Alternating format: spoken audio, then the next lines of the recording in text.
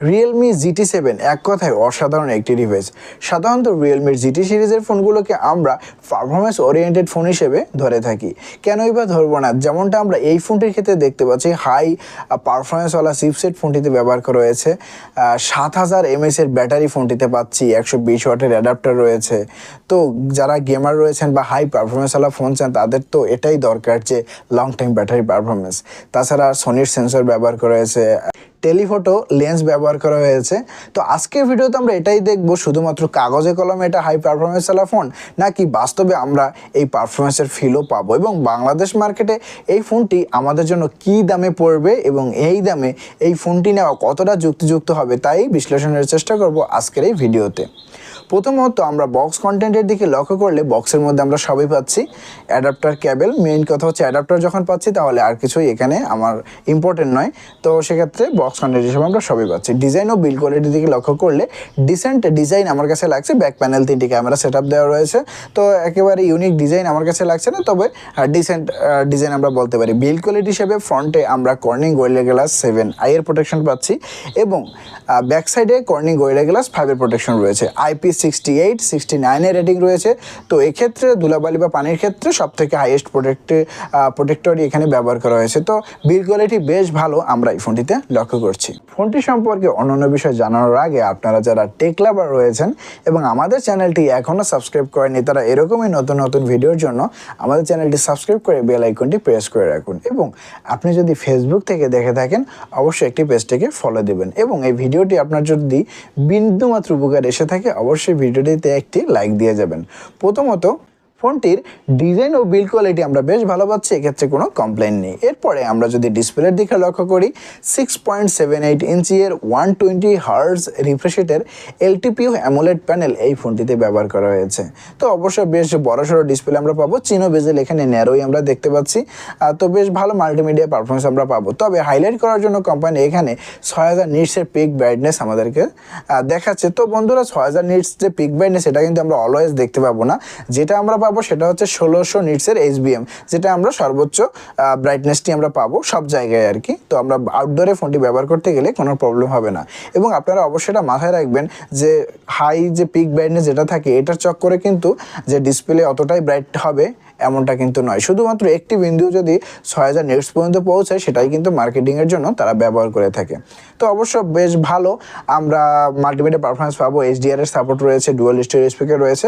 তো সব দিক থেকে ডিসপ্লেটি আমার কাছে ভালো লেগেছে। এবং ফোনটিতে আমরা ওএস হিসেবে Realme UI 6.0 পাবো, যেটা রান করবে Android 15 এর সাথে। কোম্পানি ক্লেম করছে 4 বছরের মেইন আপডেট এবং 5 বছরের সিকিউরিটি আপডেট দিবে, যেটা অবশ্য ডিসেন্ট আমরা বলতে পারি। তো একেবারে কম নয়, অনেক কোম্পানি 2-3 বছরের আপডেট দিয়ে থাকে, এক্ষেত্রে 4 বছরের আপডেট পাচ্ছি। এবং এর পাশাপাশি আমরা বেশ বুলেটওয়্যার এই ফোনটিতে দেখতে পাবো, যেটা আমরা ইজিলি আনইনস্টল করতে পারবো। তো একটি নেগেটিভ সাইড আপনি ধরতে পারেন বুলেটওয়্যারকে, যেটা আমরা আনইনস্টল করতে পারছি।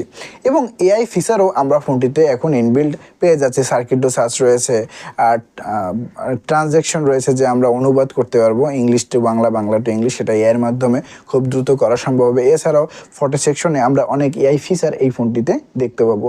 তো হ্যাঁ, Realme AI যে আপগ্রেডেশন সেটা কিন্তু দিন দিন বেশ ভালো হচ্ছে।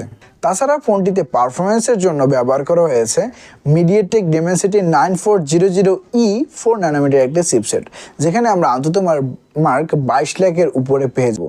এবং বন্ধুরা, আপনারা জেনে থাকবেন যে মিডিয়াটেকের যে সর্বোচ্চ হাই পারফরমেন্স যে চিপসেটটি রয়েছে সেটা হচ্ছে 9400। তো এটা হচ্ছে এর থেকে একটু লাইটার ভার্সন বা একটু পারফরমেন্স কম দেবে। তো সেক্ষেত্রে আপনারা মাত্র 3 লাখের যেটা অন্তত মার্কেট পারফরমেন্সের ডিফারেন্স আপনারা দেখতে পাবেন। তো বেশ ভালো তাগড়া পারফরমেন্স আমাদেরকে দেবে। Call of duty, PUBG, free fire অবশ্যই আমরা ভালোভাবে রান করাতে পারবো। এবং জেনশন ইম্প্যাক্টের মতো যে হাই গ্রাফিক্সের গেমগুলো সেটাও আমরা 60 FPS এ রান করাতে পারবো।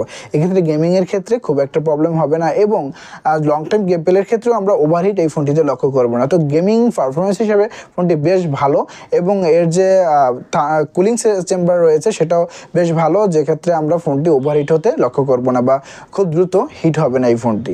তো গেমিং যারা করতে চান তারা কিন্তু অবশ্যই এই ফোনটি দেখতে পারেন। এবার আসা যাক ফোনটির ক্যামেরা পারফরমেন্সের দিকে। এই ফোনটির ব্যাক প্যানেলে আমরা 3টি ক্যামেরা সেন্সর পাচ্ছি। 50 মেগাপিক্সেলের মেইন ক্যামেরা সেন্সর, যেখানে আমরা সোনি সেন্সর পাচ্ছি এবং ওএস এর সাপোর্ট রয়েছে। এরপর রয়েছে টেলিফোটো লেন্স, যেটাও 50 মেগাপিক্সেলের এবং 8 মেগাপিক্সেলের আল্ট্রা ওয়াইড ক্যামেরা। এখানে বন্ধুরা যে মেইন ক্যামেরা সেন্সরটি আছে সেখান থেকে আমরা ডে লাইট কন্ডিশনে খুব ভালো ছবি পাচ্ছি, আউটডোরে খুব ভালো ছবি আমাদেরকে প্রোভাইড করে থাকছে। এবং টেলিফোটো লেন্সে যদি আমরা লক্ষ্য করি 2x টেলিফোটো লেন্স এখানে দেখছি, তবে সেক্ষেত্রে আমার কাছে একটু পিছিয়ে লাগছে এমনটা মনে হচ্ছে যে 2x যে জুমটি আমরা পাচ্ছি সেক্ষেত্রে খুব একটা ভালো রেজাল্ট আমরা পাই না। 3x যদি জুম হতো তাহলে বেশ ভালো হতো। এবং 20x আমরা ডিজিটাল জুম পাচ্ছি, এক্ষেত্রে আমরা ডিসেন্ট পারফরমেন্স পাচ্ছি এই টেলিফোটো লেন্সটি থেকে। এবং 8 মেগাপিক্সেল আল্ট্রা ওয়াইড ক্যামেরাটি থেকে আমরা বেশ ভালো ছবি পাচ্ছি যেমনটা আপনারা দেখতে পাচ্ছেন। ফ্রন্টে রয়েছে 32 মেগাপিক্সেলের ক্যামেরা, সেখান থেকেও আমরা বেশ ছবির ভালো আউটপুট পাচ্ছি এবং ভাইব্রেন্ট কালার আমাদেরকে দিচ্ছে। এবং দুটি মোড রয়েছে, একটি হচ্ছে ভাইব্রেন্ট মোড যেটা আমরা রেডি টু আপলোড ভিডিও বা ছবি বলে থাকি, এবং আরেকটা হচ্ছে ন্যাচারাল কালার আমাদেরকে দিবে। তো আপনার যেটি পছন্দ সেভাবে আপনি ছবি ক্লিক করতে পারেন।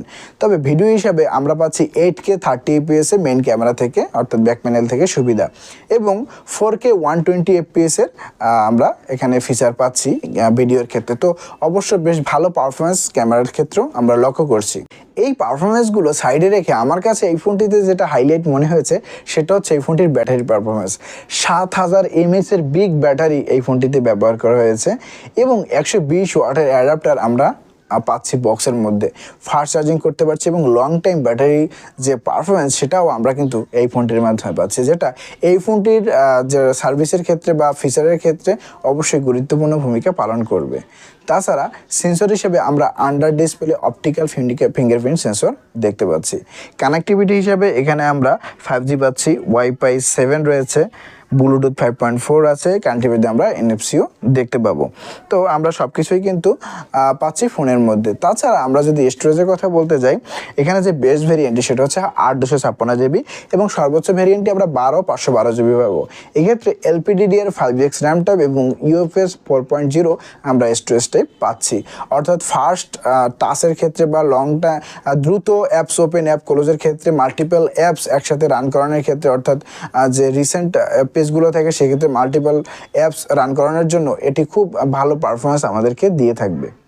আসা যাক ফোনটির প্রাইসের ক্ষেত্রে, যেটা বেস্ট ভেরিয়েন্ট রয়েছে 8/256 GB, সেটা ইন্ডিয়ান মার্কেটে আমরা 40,000 রুপিতে পাচ্ছি।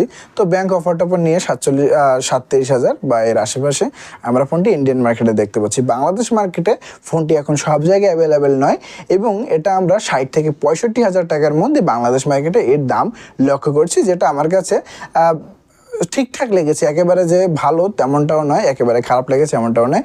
যদি ফোনটি 50 থেকে 55,000-এর মধ্যে পাওয়া যেত তাহলে অবশ্য বেশ ভালো বলা যেত, এক কথায় অসাধারণ ফোন বলা যেত। তো হতে পারে যে কয়েক মাস পরে ফোনটির দাম কমে যাবে। তো আপনার কাছে যদি ফোনটি পছন্দ হয়ে থাকে তাহলে অবশ্যই আপনি ফোনটি নিতে পারেন। এবং ভিডিওটি আপনার কাছে কেমন লেগেছে তা অবশ্যই কমেন্ট করে জানাবেন। আর খুবই শীঘ্রই নতুন কোনো ভিডিও নিয়ে ভালো থাকবেন, সুস্থ থাকবেন। ধন্যবাদ।